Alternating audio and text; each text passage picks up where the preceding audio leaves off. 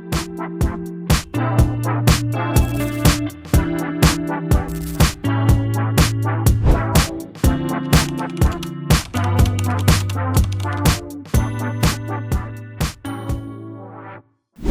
मैं हूं डॉक्टर प्रशांत चौहान, आपका यूट्यूब वाला CWM।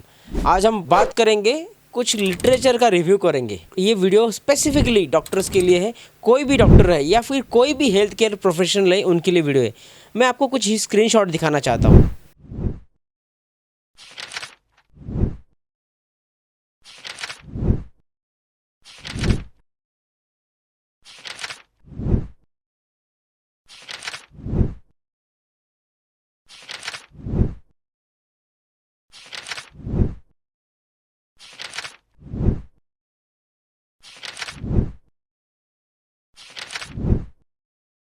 वीडियो में स्क्रीनशॉट देखे होंगे अलग अलग न्यूज़पेपर्स के। वहाँ डॉक्टर ने काफ़ी बड़ा लॉस किया है अलग अलग ट्रेडिंग इन्वेस्टमेंट स्कीम में या फिर हेल्थ केयर में कुछ स्कीम लोगों को चिपकाई गई, वहाँ उन्होंने लॉस किया। और लॉसेस ये ह्यूज है, छोटे मोटे लॉसेस तो रिपोर्ट भी नहीं होते। तो इतने बड़े लॉस डॉक्टर्स करते हैं या हेल्थ केयर प्रोफेशनल्स करते हैं, वो एलोपैथी डॉक्टर्स हो, होम्योपैथिक हो, आयुर्वेदिक हो, या फिर नर्सिंग स्टाफ हो, या फिजियोथेरेपिस्ट हो, डेंटिस्ट हो, सब लोग ये बड़े बड़े लॉसेस आने के बाद ही रिपोर्ट होते या फिर हम तब उसकी न्यूज़ जाके देखते हैं। ये लॉस होने का, ये सक्सेसफुल उनका करियर की जर्नी, फाइनेंशियल जर्नी जो उनकी होती है, वो अनसक्सेसफुल क्यों होती है, फाइनेंशियली वो ट्रबलसम क्यों रहते हैं डॉक्टर्स या फिर हेल्थ केयर प्रोफेशनल्स, उसका रीज़न देखने के लिए आज हम ये वीडियो देख रहे हैं। चलो शुरू करते हैं आज का वीडियो। एक रिव्यू ऑफ लिटरेचर करते हैं, why health care professional are lagging in their financial successful journey. आज हम इस वीडियो में देखने वाले हैं कि फाइनेंशियल इलिटरेसी का या फिर फाइनेंशियल डिसीजन मेकिंग का हमारे डॉक्टर्स के करियर के ऊपर कितना बड़ा इम्पैक्ट होता है। और जो डॉक्टर अपने करियर में टॉप में जब रहता है तो बहुत सारा huge amount of wealth creation का उसको अपॉर्चुनिटी होती है, मगर वो अपॉर्चुनिटी वो एनकैश नहीं कर पाता है और अपने पूरे करियर में वो बस काम ही करते रहता है। वेल्थ क्रिएशन नहीं हो पाता। जब तक उसको समझ में आता है तब तक उसकी उम्र निकल चुकी होती है। तो ये वेल्थ क्रिएशन की जर्नी डॉक्टर्स ने कैसे स्मार्टली करनी चाहिए, इसके लिए हम कुछ रिव्यू ऑफ लिटरेचर आज करेंगे। कुछ पेपर पब्लिश हुए हैं एम्स इंडिया, जो अलग अलग इंस्टीट्यूट से एम्स के, उसके अंदर ये कुछ पब्लिकेशन डॉक्टर्स के related about among the financial literacy about doctors, उन्होंने कुछ ऑब्जर्वेशन नोट किए, वो आज हम डिस्कस करने वाले हैं। सबसे पहले मुझे बताना चाहता हूँ, ये फाइनेंशियल लिटरेसी का मीनिंग बहुत सारे लोग डॉक्टर्स ये वीडियो स्किप कर देंगे क्योंकि उनको लगता है अभी आपने को बस ट्रेडिंग, इन्वेस्टमेंट, ऑप्शन, फ्यूचर उसके बारे में बताया जाएगा, मगर ये आपका कंसेप्ट काफ़ी गलत है। इस पेपर के अंदर उस सब चीज़ों के बात ही नहीं की गई है।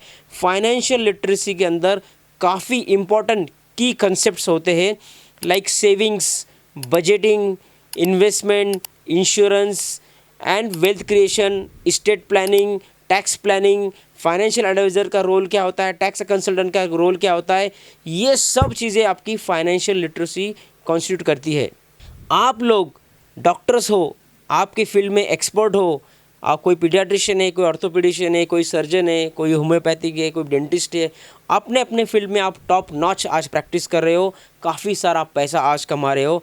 इसका मतलब ऐसा नहीं है कि आपका जो कुछ IQ है, आपका जो इंटेलिजेंस है, वो फाइनेंशियल डिसीजन मेकिंग में उतना ही सुपर है, उतना ही टॉप नॉच है। क्योंकि ऐसे देखा गया है, फाइनेंशियल डिसीजन मेकिंग के पीछे काफ़ी सारी लंबी प्रोसेस होती है। वो शुरू होती है फाइनेंशियल नॉलेज के साथ, financial behaviour, financial experience, financial attitude, और ये सब का एंड जो होता है आपकी फाइनेंशियल डिसीजन मेकिंग होती है, जो रिफ्लेक्ट करती है अपने आपकी बजटिंग के decision, investment, saving, insurances, tax planning, financial advisory, goal planning, और आपका वेल्थ क्रिएशन जो आप आपके नेक्स्ट जनरेशन को पास करने वाले हो। ये सब आपका डिसाइड करता है financial wealth creation journey for next आपके जनरेशन के लिए या फिर आपके लिए, आप डाउन द लाइन कब ये करते हैं। उसके अंदर रिटायरमेंट प्लानिंग भी काफ़ी इंपॉर्टेंट होता है। ये सब जो हॉराइजन है या फिर फैसेट्स है वेल्थ क्रिएशन के, ये उसके लिए आपको मेडिकल कॉलेज में ये एजुकेशन नहीं दिया गया होता है, या फिर आपके स्कूलिंग में उसका उतना एक्सपोजर स्कूलिंग में या फिर पोस्ट ग्रेजुएशन में नहीं है।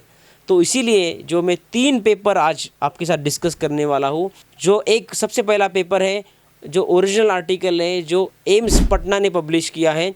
ये पेपर कुछ पायलट स्टडी जैसा पेपर है इंडियन फाइनेंशियल लिटरेसी डॉक्टर्स के लिए एनकाउंटर करने के लिए। इन स्टडीज़ में जो कुछ ऑब्जर्वेशन देखे गए वो मैं थोड़ा सा आपको इन्यूमरेट करता हूँ। जो ओरिजिनल आर्टिकल था एम्स पटना का, उसके अंदर ऐसा देखा गया, out of 3 only 2 doctors are financially literate. So 3 में से 1 डॉक्टर फाइनेंशियली कंप्लीट लिटरेट नहीं है। ये काफ़ी बड़ा ऑब्जर्वेशन स्टडी में देखा गया। इलिटरेसी इंश्योरेंस सेक्टर में बहुत ज़्यादा है। जैसे आपकी उम्र बढ़ती है, आपका पैसा जमा आपके पास ज़्यादा होता है, एक्सपीरियंस आपका बढ़ता है, आप मेल हो, जेंडर में मैरिड हो, तो आपकी फाइनेंशियल लिटरेसी ज़्यादा इस स्टडी के अंदर देखी गई है। एंड इस स्टडी ने देखा है कि फाइनेंशियल बिहेवियर एटीट्यूड का डायरेक्ट कोरिलेशन है फाइनेंशियल लिटरेसी के साथ। अभी आपका फाइनेंशियल एटीट्यूड, फाइनेंशियल बिहेवियर और वो सब रिफ्लेक्ट होता है आपकी फाइनेंशियल डिसीजन के मेकिंग के अंदर। तो इसके लिए ज़रूरी है फाइनेंशियल लिटरेसी होना, वरना इतने सारे डॉक्टर लोग के जो हमने पहले वीडियो के स्टार्टिंग में स्क्रीनशॉट देखे वो लॉस नहीं करते, क्योंकि अनरियलिस्टिक एक्सपेक्टेशन मार्केट से रखना, इन्वेस्टमेंट से रखना या फिर ट्रेडिंग से रखना, ये काफ़ी इंपॉर्टेंट रीज़न होता है। ग्रीड उसके पीछे जो ह्यूमन बिहेवियर है वो उसके पीछे होता है। अगर आपको ग्राउंड रियलिटी पता है इन्वेस्टमेंट की, जो रिटर्न्स आ सकते हैं, इसके अंदर रिवार्ड कितना है, रिस्क कितना है, तो ये चीज़ें आप कभी ऐसा डिसीजन मेकिंग नहीं करोगे जो आपको लॉस देगा। तो उसके लिए कुछ की कंसेप्ट अंडरस्टैंड करना ज़रूरी है, इसलिए फाइनेंशियल लिटरेसी ज़रूरी है। उन्होंने देखा है कि डॉक्टर्स में फाइनेंशियल मैनेजर क्वालिटी काफ़ी कम है। उसका रीज़न क्या है? हम काफ़ी ओवरबर्डन होते हैं, ड्यूटी आवर ज़्यादा होते हैं, इर्रेगुलर शिफ्ट्स होती है। हमारे करिकुलम में कुछ भी ऐसा मैथमेटिक्स या फाइनेंशियल प्लानिंग, बजटिंग का या फिर हेल्थ केयर फाइनेंस का कुछ भी सब्जेक्ट हमारे पूरे अंडर ग्रेजुएट और पोस्ट ग्रेजुएट के करिकुलम में नहीं है। हम मैथमेटिक्स में वैसे भी डॉक्टर्स कमज़ोर है, इसीलिए हमने ये बायोलॉजी ग्रुप चुन के डॉक्टर्स बने हैं। हमारा इनकम काफ़ी लेट शुरू होता है, तो जल्दी वेल्थ एक्यूमुलेशन करने की हमको ग्रीड रह सकती है। हमारा टैक्स कंसल्टेंट्स, फाइनेंशियल एडवाइजर के साथ कंसल्टेंसी लेना, उनके साथ बैठना उठना काफ़ी कम होता है। और आज बहुत सारे डॉक्टर ये सब रिस्क लेना नहीं चाहते हैं। वेल्थ क्रिएशन को एक मार्केट में इन्वेस्टमेंट करना या फिर कुछ ट्रेडिशनल इन्वेस्टमेंट जो मोड्स होते हैं वही वो लोग फॉलो करते हैं, जिसके अंदर टैक्स सेविंग करना ज़्यादा उनके लिए अच्छा उनको लगता है, या फिर ट्रेडिशनल सेविंग इंस्ट्रूमेंट से वही ये लोग इन्वेस्टमेंट करना अच्छा समझते हैं। वो सारे चीज़ें की वजह से वेल्थ क्रिएशन नहीं होता है और डॉक्टर्स पुअर है फाइनेंशियल मैनेजरल क्वालिटी के अंदर। इन स्टडीज़ में कुछ सॉल्यूशन भी बताए हैं कि क्या करना चाहिए। हेल्थ केयर ऑर्गेनाइजेशन होते हैं या फिर एसोसिएशन होते हैं लाइक IMA, IAP या फिर आपके जो सोसाइटी के जो एसोसिएशन है, उन्होंने financial education, financial training programs करने चाहिए, सेमिनार्स, वर्कशॉप, वेबिनार्स, जो बेसिक कंसेप्ट है like budgeting, saving, investment, data analysis या फिर हेल्थ केयर के अंदर debt management, tax planning, early retirement planning, ये सब चीज़ों का बेसिक कंसेप्ट सिखाने चाहिए। उसके लिए नए प्रैक्टिशनर को कोर्सेस अवेलेबल करके देने चाहिए।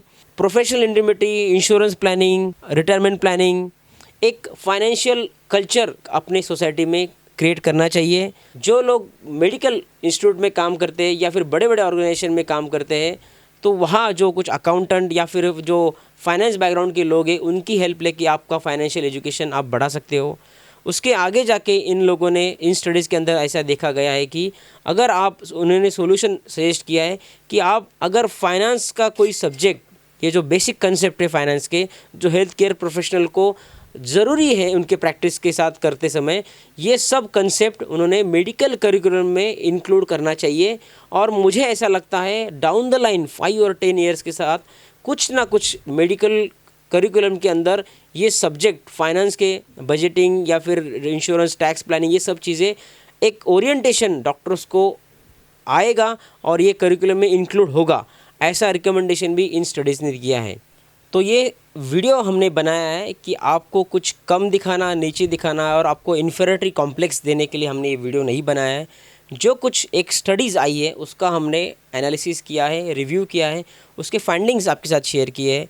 मैं खुद एक पीडियाट्रिशियन हूँ और मैंने चार्टर्ड वेल्थ मैनेजर कोर्स किया है कि मुझे ऐसे लगता है जब आप कोई फाइनेंशियल एजुकेशन आपके पीयर ग्रुप के साथ शेयर करते हो तो पहले आपको उस फील्ड का नॉलेज या फिर एक प्रोफेशनल एजुकेशन उस फील्ड के अंदर लेना चाहिए। उसके बाद ही आप ये सब शेयर नॉलेज या फिर आपका नॉलेज शेयरिंग या फिर आपका हक बनता है उनके साथ शेयर करना।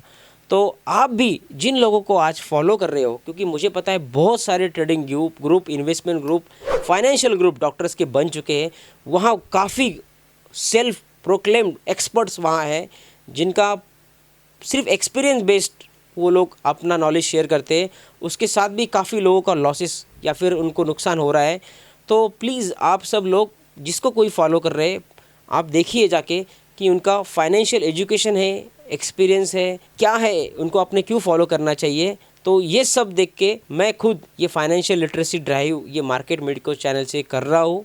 यहाँ हम आपको ट्रेडिंग, इन्वेस्टमेंट या फिर स्टॉक मार्केट में के लिए प्रोवोक नहीं कर रहे हैं। ये जस्ट एक रिव्यू लिटरेचर था। हमारे काफ़ी इंटरेस्टिंग वीडियोस इस चैनल पे अवेलेबल है।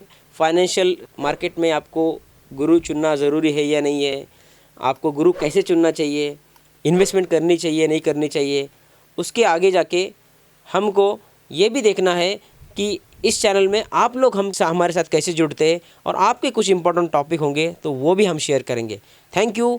और आप ये सब जाके स्टडीज़ देखो और ये वीडियो अपने सब ग्रुप में शेयर करना, फाइनेंशियल ग्रुप में, और एक डिस्कशन, हेल्दी डिस्कशन इस सब स्टडीज़ के ऊपर करिए। मैं बस एक माध्यम से आपके साथ में लेके आया हूँ। आपने अगर ये स्टडी पढ़ी है तो well and good, otherwise share this video and read all the studies. Thank you.